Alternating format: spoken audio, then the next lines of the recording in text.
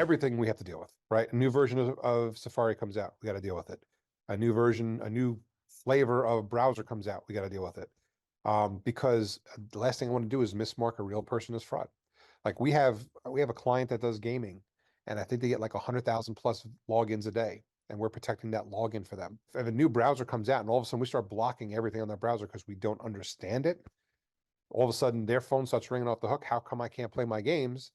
And if their phone rings off the hook, then my phone rings off the hook, and that's not a good thing. So again, yeah, we have to deal with all this. So that's why we have changes coming out weekly, because new versions are popping up. As soon as a new version pops up, we get the dev environment, we play with it, we test it, validate it. Then when it goes production, we retest it, validate it, make sure everything works. So there's a lot of testing with what we do, because I mean, last year alone, I think we saved our clients $1.2 billion in fraud based on our analytics. So, I mean, when you start looking at that kind of level, you make a mistake, and by mistake, all of a sudden, oh my God, we just blocked Chrome, by mistake. That could be death for our company, because our clients are using us in real time in a lot of situations and control their budgets and control who fills out forms, who logs into their systems.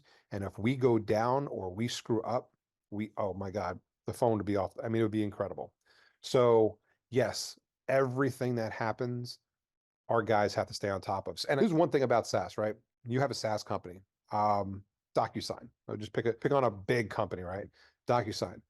They have the luxury of constantly developing new software, new techniques, new uses, new cases of how their software can be used. Because once they build something, they don't have to go back and build it again.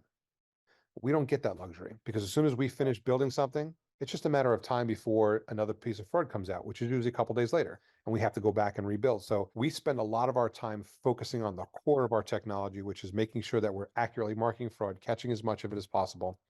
And then the leftover time is spent on product, developing new resources, developing new reports and things that people might want and use, building alerts, building whatever it is that they need or want. But again, for us, the main crux of what we do is that core, making sure it's the best we can make it.